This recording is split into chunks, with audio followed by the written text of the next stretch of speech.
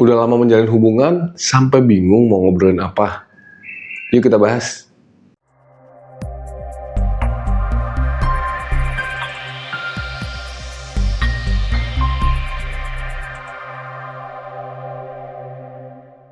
Hari ini kita akan belajar dari satu buku yang akan memberikan tips kepada kita semua gimana caranya bisa ngobrol sama pasangan tanpa habis topiknya. Nah, bukunya berjudul Dari Hati ke Hati yang ditulis oleh Coach Lex The Praxis. Nah, buku ini gue dapatkan dari kelascinta.com. Teman-teman bisa langsung cek aja di kelascinta.com. Dan sayang sekali buku spesifikasi yang satu ini specifically yang satu ini udah habis stoknya, udah nggak dijual. Dan actually kalau si kelascinta.com masih jualan bukunya, gue bakal iklanin bukunya terus gitu karena isinya bagus dan isinya sangat membukakan pikiran gue kepada hubungan, terutama dalam hal ngobrol sama pasangan gitu ya. So kenapa gue mau bahas buku ini ya, karena waktu itu istri gue pernah suatu hari kirim video Coach Lex The Praxis ini lagi ngomong di YouTube gitu ya, dan gue dengerin, ternyata isi yang disampaikan gitu, wah kontennya dia bagus banget. Semua konten Coach Lex The Praxis ini bener-bener gimana bilangnya ya, nggak ngawang-ngawang, nggak cuman berdasarkan perasaan. Biasanya kan kalau sebuah hubungan itu orang mendasarinya lewat perasaannya gitu ya. Ada rasa suka, ada rasa nggak suka, ada rasa sayangnya sudah hilang dan sebagainya. Tapi yang disampaikan oleh Coach Lex The Praxis ini sebagai istilahnya pakar cinta, dia tidak mengangkat itu semua. Yang dia angkat semua justru dari data. Dan ini pun, dia nulis buku ini pun berdasarkan data.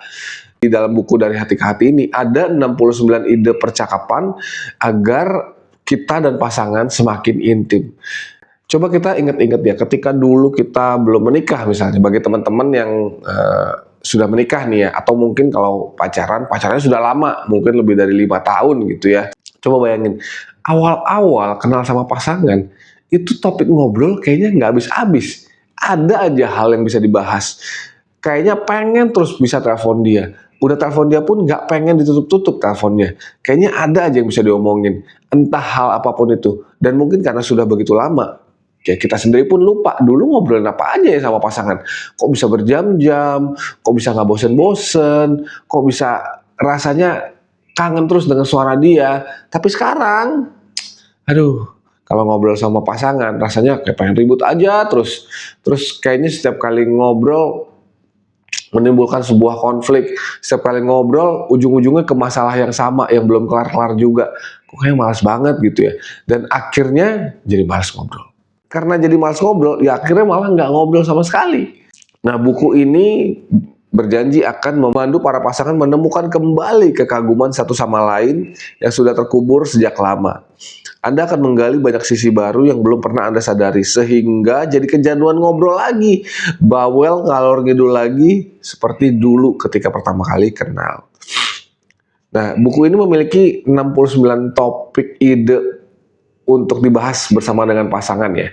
Tapi sebelum gue sampai ke 69 topik ide itu, gue akan bahas bagian depannya dulu. So, buku ini terdiri dari dua bagian ya. Bagian setengah ke belakangnya itu yang pasti adalah topik pembicaraan itu sendiri. Tapi bagian depannya dia menjelaskan kenapa kok bisa nggak ngobrol lagi. Padahal dulu sering ngobrol. Apa yang berubah? So, yang habis ternyata bukan topiknya. Tapi yang habis ketika kita nggak bisa ngobrol lagi dengan pasangan, yang habis adalah moodnya. Moodnya yang habis. Dulu ketika kita pertama kali pacaran, masih awal-awal pacaran, kita tuh dapet yang namanya istilahnya mabuk cinta. Karena kita mabuk cinta, kita itu kayak nggak ngelihat hal yang jelek apapun dari pasangan kita. Tapi sekarang ketika kita sudah menikah begitu lama, atau misalnya tadi pacaran begitu lama, lama-lama kita ngelihat, aduh kebiasaan jelek dia ini, aduh dia sering begini, aduh dia udah sering mengulangi hal yang gak baik ini diulang-ulang berkali-kali, jadi males. Gue pun gak bisa kasih tahu dia lagi. Dan setiap kali ngobrol, ujung-ujungnya akan ke topik yang tadi. Ujung-ujungnya akan membahas masalah itu dan males daripada ujung-ujungnya gitu lagi. Ya udah mendingan gak usah ngobrol sekalian. Sama seperti mabuk alkohol membuat seseorang menjadi lebih lepas ngobrolnya, demikian juga mabuk cinta membuat orang jadi berlipat ganda bawelnya. Dulu ketika kita masih dalam kondisi mabuk cinta, kita akan ngobrol tuh dengan happy, dengan nyaman, rasanya indah banget, rasanya selalu bersyukur, ih dia bener-bener jodoh gua nih, dia bener-bener the one buat gua gitu. Dan topik yang sama mau dibahas berkali-kali pun, itu tetap akan gurih, tetap akan nagih, tetap akan mau dibahas berkali-kali lagi. Sayangnya, seiring dengan berjalannya waktu, otak pun mengurangi posisi memabukkan itu. Seperti yang tadi sudah dijelaskan, bukan topiknya yang habis, karena topik akan selalu ada, masalah akan selalu ada, dan ya, setiap hari aja kita menjalani kehidupan yang berbeda. Kita di kantor mengalami hal yang berbeda, di jalan mengalami hal yang berbeda, ketemu orang yang berbeda setiap harinya, bisa aja tiba-tiba kita ketemu teman lama, bisa aja di jalan tiba-tiba kita ketemu makanan yang kita udah lama nggak beli. Jadi kalau kita mau ngobrol dengan pasangan, sebenarnya topiknya nggak bakal habis, apa aja bisa diobrolin. Jadi masalahnya bukan di topik, tapi spontanitas, kegirangan, kegairahan, kepedulian mengobrol yang memang secara berangsur-angsur menghilang seiring dengan berjalannya waktu hubungan. Tapi mood yang hilang ini bukan berarti nggak bisa kembali ya. Dan mood yang hilang ini menurut gua adalah sebuah penyakit yang harus kita sembuhkan. Nah, dalam sebuah hubungan bukan berarti si A, si cowok atau si B, si cewek yang harus dibenerin. Tapi yang dibenerin adalah hubungannya itu sendiri.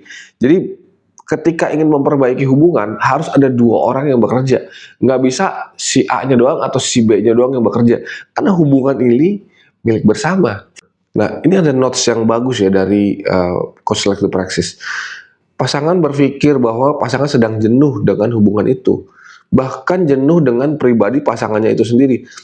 Namun sebenarnya mereka bukan jenuh dengan itu. Mereka jenuh dengan hidupnya masing-masing yang rasanya stuck dan tidak berkembang. Umumnya orang akan cepat mengaku jenuh dalam hubungan yang mereka jalani karena alasan kesepian dan tidak bahagia semasa jomblonya. Mereka berharap hubungan ini yang akan mewarnai dan memperindah hidupnya. Makanya mereka menjadi kecewa ketika mereka masuk hubungan jangka panjang dan tidak mengalami itu. Mereka tidak punya kehidupan atau tujuan yang menggairahkan. Mereka tidak tahu apa minat atau passionnya dirinya sendiri. Mereka jarang berpikir, mereka tidak mau mencari tahu, mereka tidak mau mencoba-coba apa yang dia sendiri mau. Mereka kurang punya ambisi atau target dalam hidupnya. Mereka cenderung jauh dari kegiatan-kegiatan yang menambah pengetahuan dan pengalaman baru. Jadi kalau Anda merasa jenuh, kemungkinan besar Anda sendiri yang terlalu malas mengembangkan hidup Anda. Bukan salah hubungan atau rumah tangga ini. Bukan salah pasangan kita, tapi salah Anda sendiri yang mengecilkan dan menyempitkan hidup Anda. So, sampai sini kira-kira teman-teman setuju gak dengan konten yang disampaikan oleh Coach Select the Praxis ini lewat buku Dari Hati ke Hati ini? Kalau teman-teman merasa setuju, kita lanjut ya. Nah, komunikasi ini dimulai dari mendengar dan memahami. Nah, seringkali pasangan itu merasa sudah berkomunikasi, padahal mereka tidak sedang berkomunikasi. Bisa jadi mereka cuma berpresentasi, karena cuma satu arah. Misalnya si cowok, misalnya ya dalam kondisi ini kita gambarkan, misalnya si cowok itu kerja dan si cewek jadi ibu rumah tangga misalnya. Jadi mereka seharian tidak bertemu, mereka hanya bertemu malam. Dan ketika si suami misalnya pulang kerja malam dengan kondisi sudah lelah, sudah diomelin bos, jalanan macet, hujan, banjir, benar-benar fade up banget seharian. Di sisi lain sampai rumah, si istri merasa, wah akhirnya suami gue pulang, inilah saatnya gue ngobrol sama dia. Oke, gue pengen ungkapin apa yang gue seharian ini sudah alami ke dia. Lalu suaminya duduk dengan capek, mata setengah ngantuk, rasanya tuh pengen antara langsung tidur atau ya pengen scroll-scroll HP aja untuk relax gitu ya. Tapi si cewek kan udah tahan-tahan nih seharian nih, kayak dia pengen ngobrol terus. Ya udah langsung terus, ih kamu tahu gak tadi pagi aku ketemu si ibu ini, kita belanja ini bareng gini-gini. Dan siangnya aku masak, pas aku masak ternyata udangnya loncat ke sini gini-gini. Wah, dia cerita seharian. Ya kan, si cowoknya ya heeh, heeh. Nah, itu bukan berkomunikasi. Itu tuh ceweknya sedang presentasi ke cowoknya. Karena cowoknya nggak respon. Nah, komunikasi mesti seperti apa? Komunikasi mestinya ada dua arah gitu. Komunikasi mestinya itu ada proses mendengar dan memahami. Nah, ketika misalnya ya si suami dengar, dia mencoba memahami. Jadi, oh ibu-ibu ini teman kamu dari mana? Oh iya ya udah lama nggak ketemu dia ya. Terus kamu ngobrol apa lagi sama dia? Ya kan? Terus misalnya tadi ya kan yang siang, wih tadi siang udangnya gini. Ih kok bisa udangnya loncat? Emangnya udangnya masih hidup? Wah belum kamu potong kali udangnya gitu. Jadi si cowok ini menanggap mestinya ya sebagai sebuah komunikasi yang sehat, yang benar. Jadi ketika si A ngomong, si B ini berusaha memahami dengan cara nanya atau dengan cara menanggapi. Karena kalau dia menanggapi bisa jadi dibalas lagi kan, ih jangan-jangan udangnya masih hidup nih gitu. Terus kan nanti bisa dibalaskan, ih enggak ah, kamu orang udangnya udah mati, cuman kepleset aja di tangan aku gitu. Jadinya ada hubungan dua arah. Benar-benar yang satu harus berusaha mendengarkan, harus berusaha memahami dari pihak si orang yang cerita. Nah, miskomunikasi ini bukan salah memberikan informasi, tapi kebalikannya. Justru si pendengar salah mendengarkan. Jadi mungkin si pemberi informasi sudah jadi benar, sudah jadi dia memberikan informasi yang benar. Tapi karena si pendengar nggak ngerti dan nggak dapet, dan ditambah lagi dia nggak berusaha memahami, nggak berusaha nanya, dia langsung ngejudge aja biasanya. Kah, salah kamu sendiri, pasti kamu belum potong udangnya, misalnya seperti itu. Jadi kalau dia langsung judge seperti itu tanpa dia berusaha memahami, terjadilah miskomunikasi. Dan ketika terjadi miskomunikasi, ya moodnya makin habis lagi. Jadi biar moodnya nggak habis, ya memang salah satu pasangan ini harus selalu berusaha mendengarkan, selalu berusaha memahami isi hati pasangannya. Selalu berusaha mengerti topik pembicaranya apa. Jadi jangan biarin pasangan kita yang sedang ngobrol itu cuma sekedar presentasi. Tapi kita mau tahu the whole picture, the whole gambaran, the whole topik yang dia lagi ungkapkan tuh sebenarnya apa. Nah itulah komunikasi yang benar. Nah pasangan kita bisa aja beda opini, bisa aja opini yang disampaikan tuh tidak masuk akal, atau mungkin salah total menurut kamu. Tapi informasi yang disampaikan ini tetap harus kita simak, tetap harus kita dengarkan dengan sepenuh hati.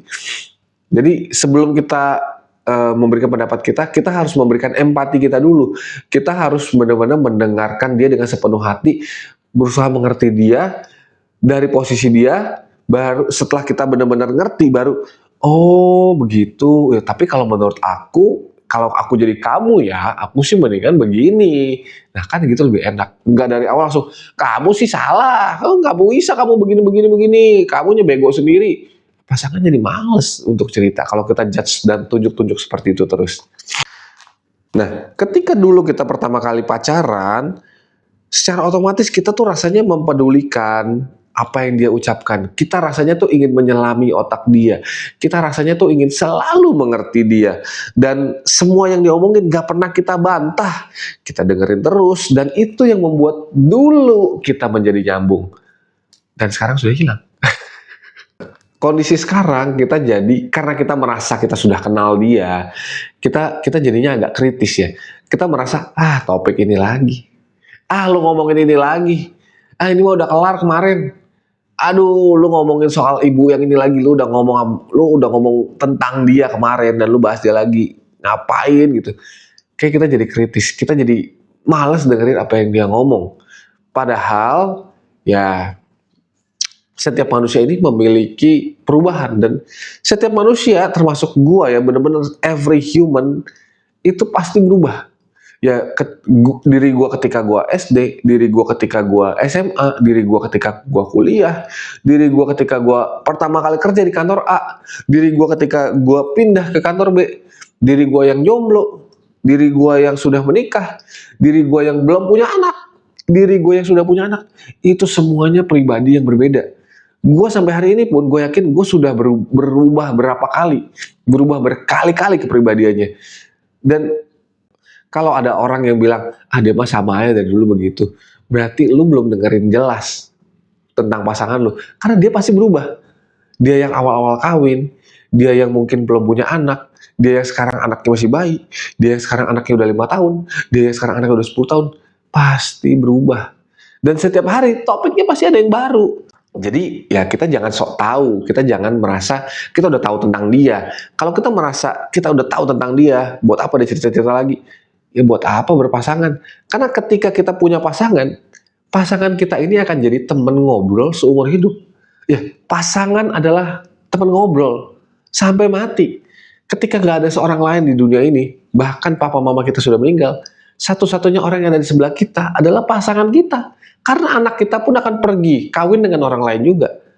Jadi kalau kita nggak bisa ngobrol, nggak bisa nyaman, nggak bisa mengerti pasangan kita, ya mau gimana hidup kita? Karena dia adalah teman ngobrol kita sampai kita mati. Nah, seringkali pasangan itu bukannya berkomunikasi, tapi adu presentasi. Si A merasa benar, si B merasa benar, jadi si A menyampaikan pendapatnya, presentasi. Si B yang mungkin belum tentu 100% mengerti tentang apa ya namanya, isi hati si A atau pola pikir si A, dia langsung menyampaikan aja isi hati dan pikiran dia. Kamu salah, yang benar tuh begini, presentasi lagi dia. Akhirnya si A dan si B akhirnya adu argumen, adu presentasi, benar-benar saling ngadu siapa sih yang benar-benar gitu kan, yang benar lu atau gua nih. Kalau lu yang benar ya udah, kalau gua yang benar ya lu ngalah. Seringkali seperti itu. Tapi yang namanya hubungan pasangan mestinya tidak seperti itu, karena mereka berdua adalah sebenarnya satu. Kan di dalam pasangan tuh dua sudah menjadi satu. Apa yang sudah dipersatukan Tuhan tidak bisa diceraikan manusia. Ya kan, yang dulunya dua sekarang jadi satu. Mestinya mereka bukan adu argumen. Kalau mereka adu argumen, ya mereka masih dua pribadi yang berbeda. Mereka mesti jadi satu di dalam pernikahan ini, menjadi satu keluarga, satu entitas gitu mestinya. Jadi suami istri ini nggak boleh ngadu, tapi nyatuin pendapat dia. Si suami berusaha mengerti, oh pola pikir istri seperti ini. Istri pun berusaha memahami, oh pola pikir suami seperti ini. Dari situ baru akan ketemu jalan tengah. Dan jalan tengah ini ya akan menjadi solusi kemenangan bagi dua orang ini. Jadi yang menang bukan suami doang, bukan istri doang, tapi yang menang itu adalah keduanya. Dan seringkali sebuah obrolan itu tidak perlu ada ujung pangkalnya. Karena dalam sebuah hubungan, ngobrol yang nggak penting itu justru penting. Kalau yang ngobrol yang penting-penting doang, ya lu hubungan jadi kayak bisnis, cuma jadi kayak bos sama pegawai. Setiap kali ketemu ngobrolin yang penting-penting doang, urusan kantor doang. Ketika udah nggak ada yang penting untuk dibahas, ya udah pergi. Si bos kerjain punya dia, pegawai ngerjain punya kita sendiri gitu. Ya akhirnya hubungan macam apa ini? Emang hubungan bos dan pegawai? Yang namanya pasangan, justru yang dibahas harusnya lebih banyak yang nggak penting. Ya misalnya tadi nonton film apa, oh tadi ketemu ban bocor di jalan, oh tadi ketemu nanas yang bentuknya aneh di jalan, hari ini gue ketemu 7 kucing di jalan, kucing pertama warna ini, kucing kedua warna ini. Nah, topik-topik aneh yang nyeleneh seperti ini justru yang akan spice up the relationship. Jangan tiap hari ngobrolin yang penting-penting doang, bosen. Kalau penting-penting doang, aduh bahas tagihan, aduh bahas cicilan, kan capek ya. Mas yang dibahas itu doang. Apalagi yang dibahas cuman, gue udah bayar nih, ini nih. Ah besok ada tagihan nih, tolong bayar ya. Itu bener-bener cuma hubungan bos sama pegawai, capek banget. Enak kan kalau kita misalnya kita abis nonton ke bioskop tadi bareng, ih tadi filmnya bagus ya, ih aku belajar ini loh dari film ini, aku belajar ini dari film ini, ih adegan ini bagus banget, ih andai kata tadi si orang ini nggak begini, kalau aku jadi dia aku mendingan begini, ih kalau aku jadi dia mah aku begini gitu. Nah topik nggak penting kayak gini, itu yang akan spice up the relationship, membuat dua orang ini menjadi semakin hangat, semakin dekat, semakin akrab. Dan karena semakin akrab, tentu otomatis semakin saling mencintai. So, here goes ya, setelah begitu banyak nih, setengah buku udah gue bahas, dan itu pun masih banyak ya. Teman-teman gue saranin bener-bener beli buku ini, bukunya bagus banget. Ya, dari hati ke hati gue saranin teman-teman untuk bisa baca buku ini, apalagi untuk teman-teman yang mengalami ya, pasangan-pasangan di luar sana yang mungkin sudah susah ngobrol dengan pasangannya. Buku ini benar-benar buku yang tepat untuk ya memperbaiki mood itu, biar balikin moodnya lagi, biar balikin gimana rasanya mabuk cinta lagi seperti zaman dulu. So gue bener-bener saran teman-teman untuk beli buku ini. Dan here goes 69 percakapan agar kita dan pasangan bisa semakin intim. Nah sebelum masuk ke topik 69 ini, seperti yang tadi gue bilang, kita akan menjadi dua pribadi, pendengar dan pembicara. si pembicara harus mempresentasikan semuanya. Jangan cuman ketika dapat pertanyaan ini langsung jawab to the point, plek gitu doang.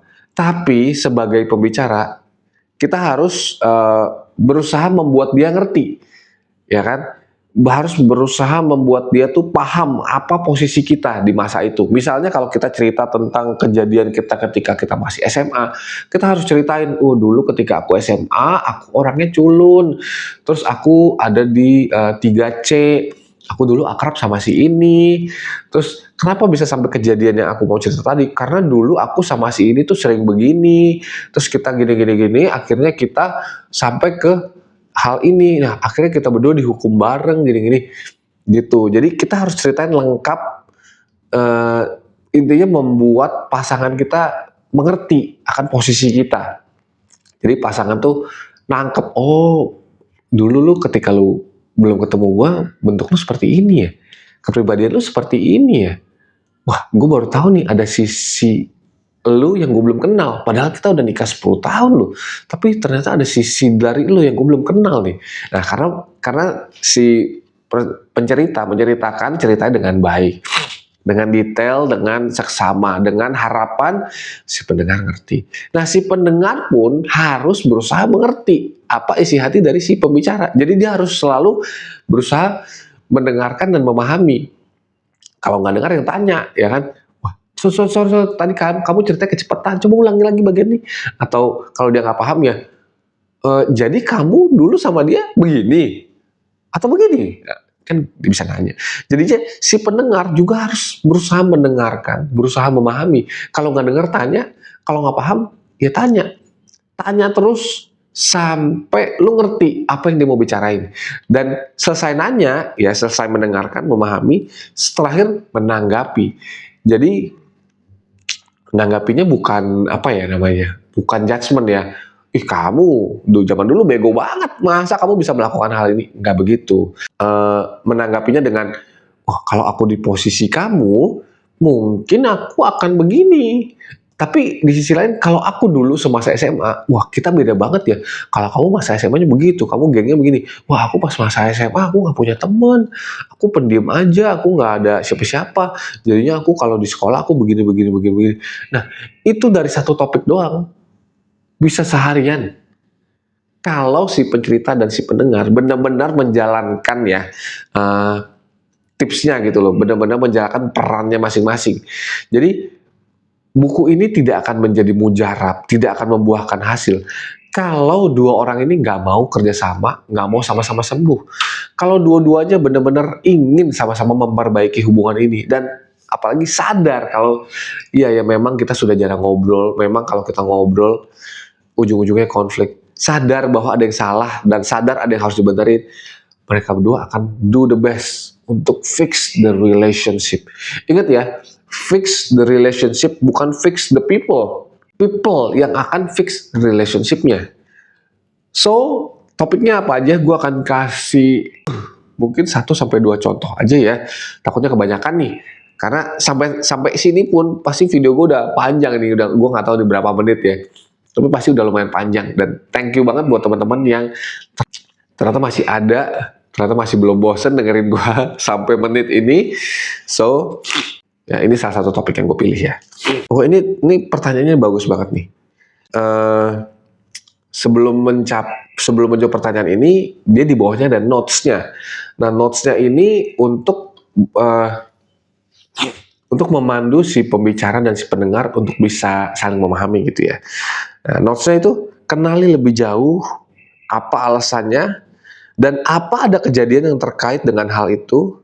Kapan pertama kali ketemu dengan mereka? Nah, pertanyaannya adalah, siapa 2 teman terbaik yang kamu sangat percaya? Nah, jadi siapa 2 teman terbaik yang kamu sangat percaya? Si pendengar harus mencoba mengenali lebih jauh, ya kan? Si pencerita harus menceritakan apa alasannya. Apakah ada kejadian yang membuat lu percaya sama 2 orang ini? Dan kapan pertama kali ketemu dengan mereka? So, ya, karena gue lagi ngaduk sama pasangan gue ya, dan pasangan gue pun nggak mau masuk kamera, gue akan berikan contoh. Dan jadi gue akan coba berperan sebagai pendengar dan pencerita sekaligus. Oke, siap. Mungkin karena biar singkat ya, gue akan jawab satu teman aja.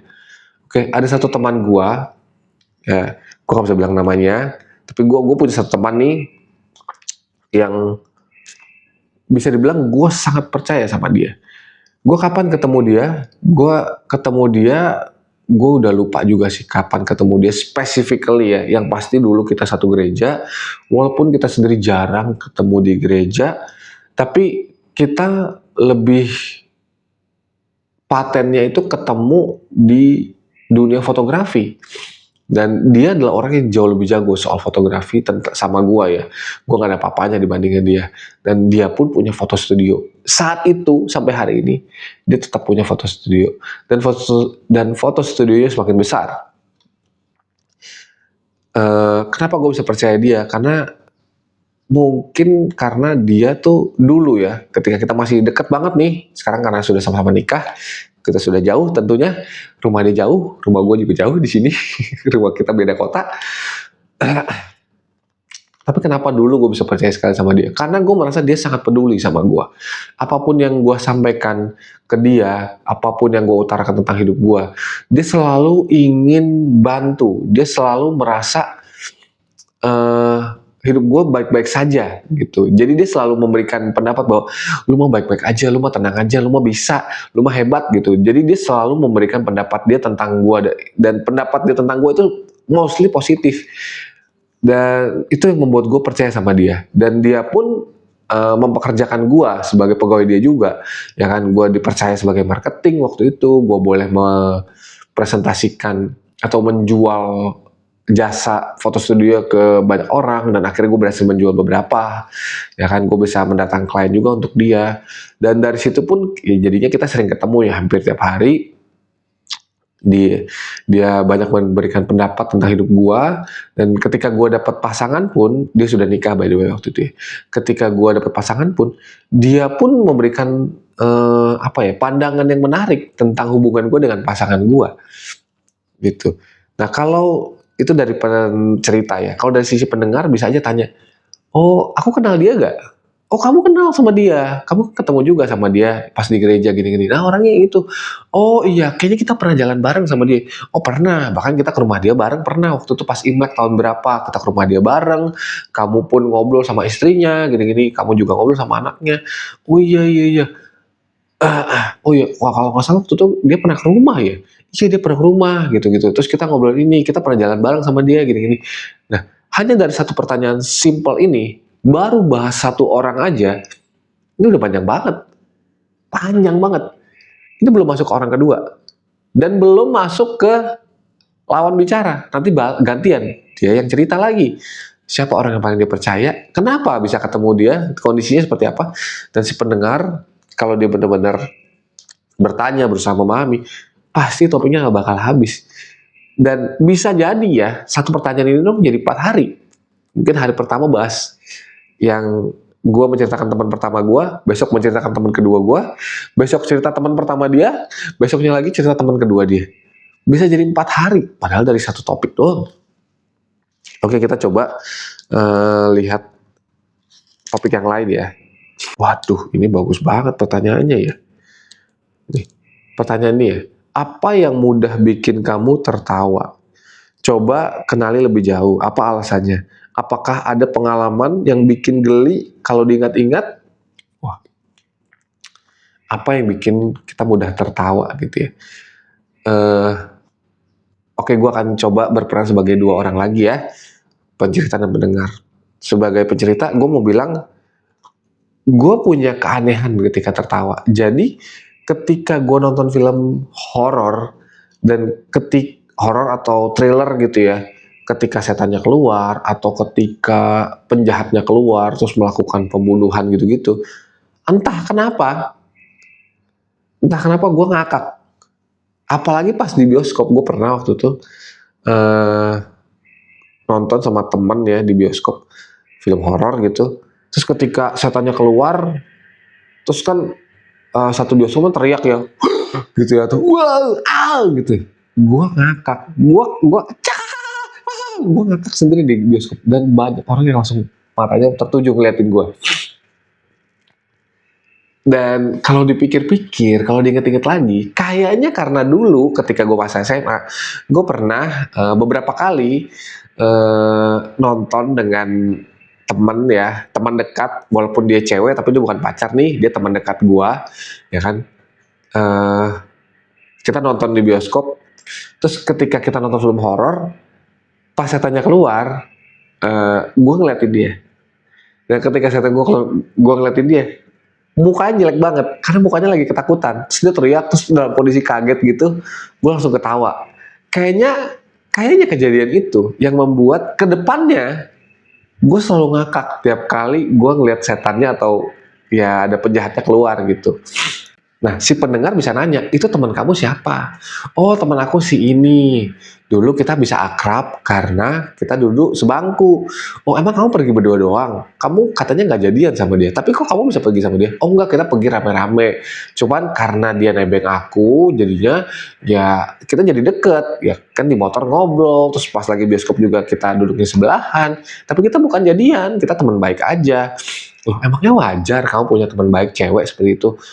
Ya wajar-wajar aja sih, dia nggak ada feeling ke aku juga nggak ada feeling ke dia. Ujung-ujungnya aku cerita ke dia kalau aku naksir sama siapa, dan dia pun cerita ke aku kalau dia naksir sama siapa. Jadi ya dulu sih biasa aja sih gitu. Nah ini juga bisa menjadi topik yang panjang kan. Terus kalau tadi kan apa yang mudah membuat gue tertawa itu mungkin pasangannya bisa cerita hal lain. Yang bikin aku mudah tertawa tuh kalau aku nonton film-filmnya si A ini. Oh, film-film si A lucu banget, semua film A lucu. Si A ini siapa ya? Kayaknya aku belum pernah dengar. Oh, si A ini, kamu belum pernah nonton film dia? Ih, kasihan banget. Ini aku kasih lihat nih, filmnya ini. Ya ntar nonton bareng ya sama aku ya. Nah, ini dari satu topik pun bisa melebar kemana-mana, bisa jauh kemana-mana, bisa bahas berhari-hari mungkin di topik yang sama. Jadi 69 topik ini bukan cuma buat 69 hari, tapi bisa buat banyak hari. Dan 69 topik ini bisa diulang-ulang. Seperti ya tadi nih, apa yang mudah bikin kamu tertawa, mungkin sekarang yang kepikiran itu. Tapi next time mungkin yang kepikiran bukan itu. Atau mungkin lagi ada hal yang lagi kita ketawain sekarang. Jadi who knows? So itulah isi dari buku ini. Gue pun belum menyampaikan separuh dari isi buku ini ya. Gue benar-benar berusaha memberikan deskripsi sebaik-baiknya tentang buku ini. Dan menurut gue buku ini benar-benar wajib dimiliki oleh setiap pasangan, terutama setiap pasangan yang sudah menikah lebih dari 10 tahun. Wajib banget. Gue aja yang nikah belum sampai 10 tahun, kadang-kadang moodnya memang sudah hilang. Kadang-kadang ada masa-masa di mana kayaknya ada males ngomong sama pasangan karena ujung-ujungnya tagihan lagi, bon lagi, ya, rutinitas lagi. Tapi buku ini membantu gue untuk menemukan moodnya itu lagi. Buku ini membantu gue dan pasangan untuk bisa akrab lagi, untuk bisa dekat lagi, untuk bisa mabok cinta lagi. So teman-teman kalau punya buku lain untuk dibahas, ketika di kolom komentar. And I really hope you learn much from this book. Dan itulah pelajaran hari ini. Sampai ketemu di pelajaran berikutnya.